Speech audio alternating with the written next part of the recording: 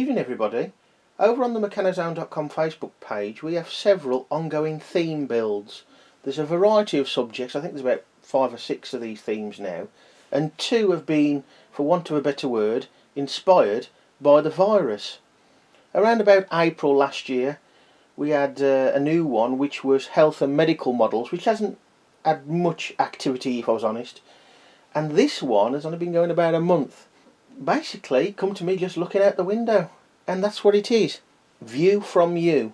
With the lockdown here in the UK, can't get out and about too much, so use what you can see basically to build something. You might regard some things as mundane, but when you come to build them it's not quite as easy in some cases than you might think. These are the ones I've built so far, and today we're going to have a look at 2 of them, and then we'll look at the others in future episodes. Right then folks, here's the first one I built, and it took about 4 hours, but once I got the construction sorted in the way I was going to do it, and a bit of trial and error and a lot of fiddling, it come together okay-ish. It was not complicated but very fiddly. This is a telephone pole, what most of us still call a telegraph pole. It does nothing, it's just a bit of detail. It's extremely fiddly to build, but it can be done. However, I did go against my rule of not bending, in that to get a bit of access I did open out these sleeve pieces when I needed to, just to get in to access a few nuts and bolts. For example, I had a couple come loose and you couldn't leave it, it looked messy, so I had to do what I could do without stripping it all apart. And it's going to take a while to do that as well. So the real thing resides just across the road outside where I live, and I have missed something off which I should put on to give it a little bit more, well, contrast really. I haven't got anything like brown to replicate a creosoted post, and the most of these sleeve pieces that I have are all in this zinc, and these are fairly new, in fairly new sets but not available anymore. But the majority of these parts come out of sets that are probably no more than 10 years old. The other parts, angle brackets, bolts, a few washers, obtuse angle brackets, some fish plates.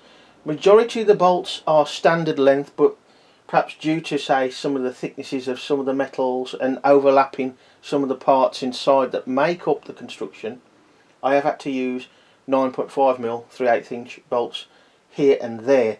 There being one example, just there. I know it's a bit awkward to see at the moment because these taller models are very awkward to film with a wide angle camera, but we'll have a look at the detail in a bit. Now the first 2 or 3 sleeve pieces to put together are quite easily done, but then it gets hard because you just can't reach.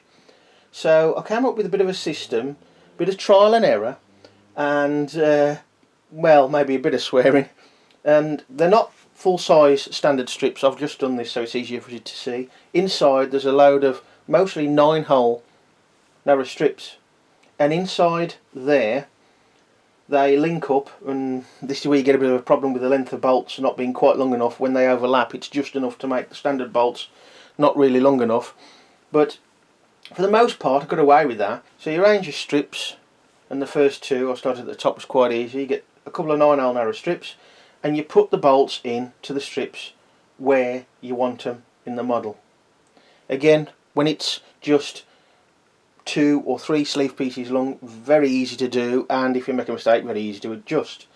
When it gets to start to get to the full length and you want to get access from one end, or indeed around the back of the model, which I'll show you in a bit, it's very awkward, very frustrating.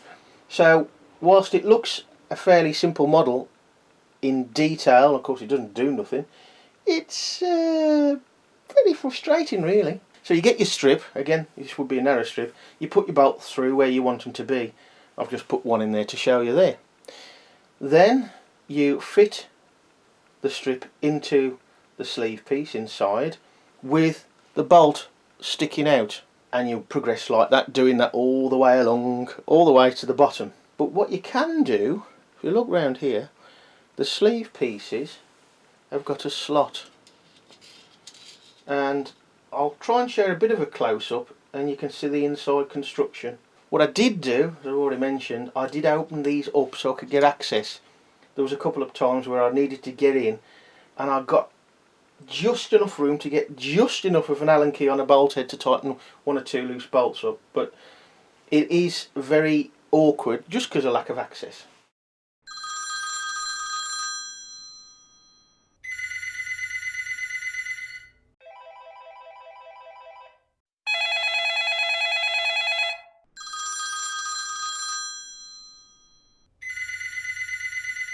This is the really main detail, I suppose, but it does replicate more or less as you go down to about halfway. The top here, it's shaped on the real thing, and these obtuse angle brackets sort of replicate that shaping at the top. This is where all your wires would connect coming from the houses. There should be a ring around here where the wires come in, wrap around and then connect here to one cable that goes down and eventually underground and into one of the green boxes.